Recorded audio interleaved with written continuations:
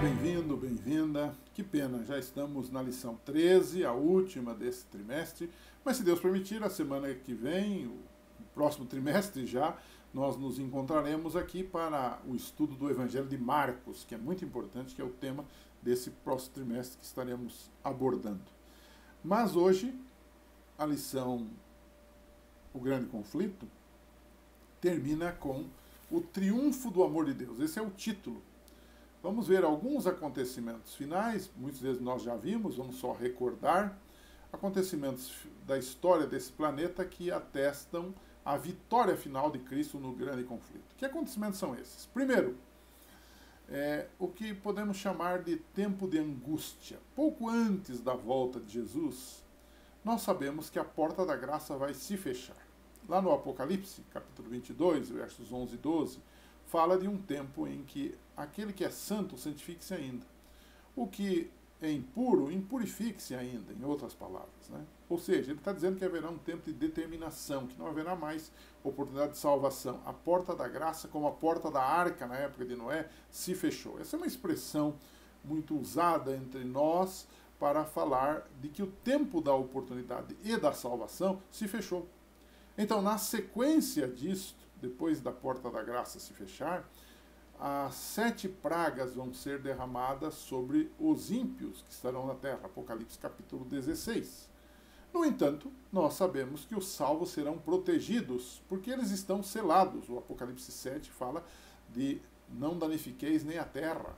Ou seja, ele está falando de proteção. Quem está selado está protegido contra as pragas. E essas pessoas têm o seu nome no livro da vida, do Cordeiro.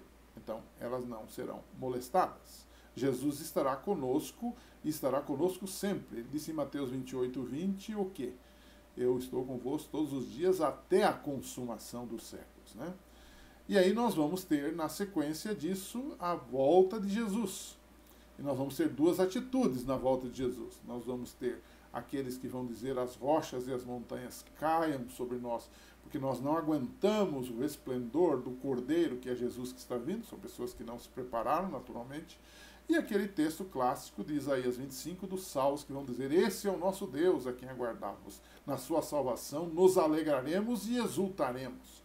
Então você tem 2 atitudes. Então Jesus vem, os salvos que estiverem vivos vão ser arrebatados para o céu. Os que estiveram mortos vão ressuscitar, segundo 1 Tessalonicenses 4, 16 e 17. Eles vão ressuscitar, vão se unir aos salvos vivos e estarão indo para o encontro do Senhor nos ares. Então nós começaremos um período que chama-se 1000 anos de paz, segundo o Apocalipse 20, de 1 a 5. E é interessante como é que essa questão se desenrola. Se você tomar os últimos capítulos do Apocalipse, isso fica bastante claro. O Apocalipse 19, por exemplo, ele narra a volta de Jesus como Rei dos Reis e Senhor dos Senhores. Então, em seguida, no Apocalipse 20, ele diz que o diabo vai ser preso e vamos ter um milênio. Isso atesta de que a volta de Jesus, de forma correta, ocorre antes do milênio. É o que nós chamamos de pré-milenialismo, que é a volta de Jesus marcando o início do milênio. E o milênio é o tempo em que o diabo vai estar preso, porque ele não vai ter ninguém para tentar, por uma razão muito simples. Os salvos estão no céu, então ele não pode tentá-los. Estão com Jesus julgando. O Apocalipse 20 diz que eles viveram e reinaram com Cristo durante 1000 anos. Então, eles não podem ser tentados, não podem ser enganados.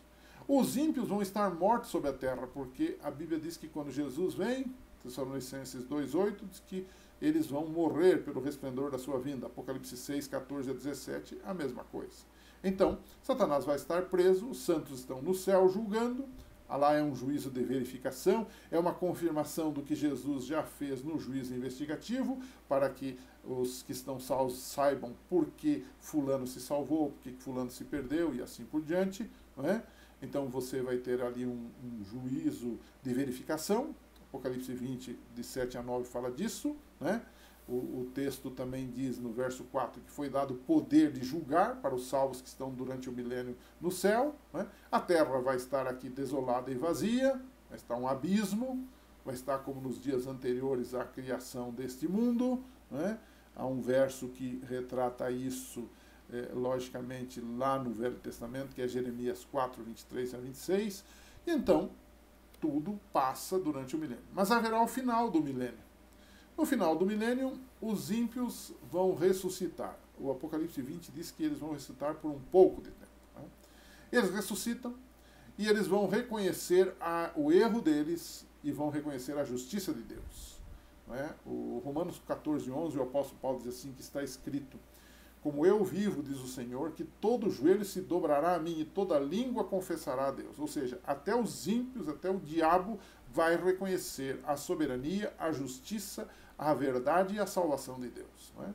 Então, o que acontece? Com os ímpios ali vivos, o diabo vai ter a quem tentar, porque o trabalho dele é enganar as nações. E ele vai tentar mostrar a eles que eles têm poder, porque nesse ínterim desce a cidade santa sobre o Monte das Oliveiras, e então ele pensa, bom, aí estão todos os salvos, aí está Jesus, essa cidade é enorme, nós temos mais gente do que eles, nós vamos tentar ter o último ataque, a última guerra, a última batalha, e então nós vamos tomar essa cidade. E o que acontece então? A Bíblia diz que vai descer fogo do céu, Apocalipse 20, verso 15, vai descer fogo do céu e vai destruir ao diabo, aos ímpios e todo o pecado, e não vai deixar nem raiz nem ramo. E o que nós vamos ter? Aí vamos para Apocalipse 21. O Apocalipse 21 diz que nós vamos ter um novo céu e uma nova terra, porque Deus vai habitar conosco. João diz que ouviu uma grande voz do céu que dizia: eis aqui o tabernáculo de Deus com os homens, pois com eles habitará, e eles serão o seu povo, e o mesmo Deus estará com ele, e será o seu Deus, e Deus limpará de seus olhos toda a lágrima, e a morte já não existirá, nem pranto, nem clamor, nem dor, porque as primeiras coisas são passadas. Apocalipse 21, versos 3 e 4. Então, diante de tudo isso, e terminando a lição desse trimestre, a gente pode fazer duas perguntas para você meditar, para você conversar com os seus alunos, para você pensar: por que o grande conflito durou tanto tempo? Bom, são perguntas difíceis, não é? Mas é bom para a gente conversar e dialogar. Eu arriscaria algumas respostas. Né? A primeira delas é que ninguém sofre mais do que o seu tempo de vida. Então, o grande conflito durou milhares de anos, todavia, o sofrimento nosso é restrito a 70, 80, 90, 100, 120 anos, talvez. Então, não é uma coisa, digamos assim, que durou esses 6.000 anos ou mais. Então, pode-se dar uma resposta impar nisso. E também uma outra questão: por que o conflito demorou tanto? É porque havia a necessidade de provar ao universo quem era Deus e quem era Satanás. E pelo que a gente consegue entender da Bíblia, da história e da nossa realidade hoje do pecado, isto já está provado. Quando Jesus morre na cruz, o amor de Deus e a justiça de Deus foram plenamente contemplados. E a canalice e a injustiça e a maldade e o pecado de Satanás também ficaram claros, desnudos diante do universo. Então, por isso demorou tanto. Deus precisava tornar isso claro para o universo. Né? Então, essa é a primeira pergunta que fica para a gente discutir nessa semana, que é a última lição desse trimestre. Se você tiver tempo, tem uma segunda pergunta que você poderia discutir com seus alunos. Por que Deus precisa fazer um juízo se ele já sabe de tudo, se ele é onisciente? Nós já discutimos isso numa lição anterior, mas é bom você conversar com seus alunos. E a resposta poderia ser bem complexa e ao mesmo tempo bem simples.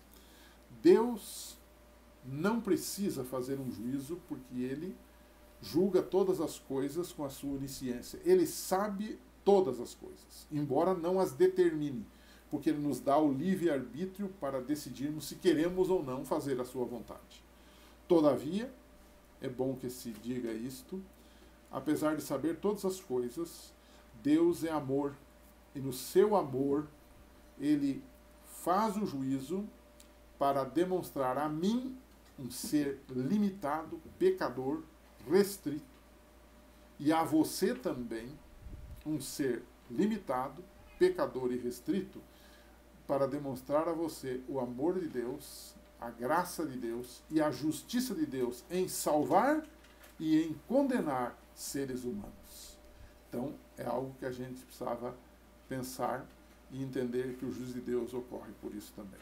Que Deus abençoe, foi um prazer estar com você. Divulgue o nosso canal, a gente continua aqui e nos encontramos no Evangelho de Marcos logo ali na semana que vem. Um abraço e até lá.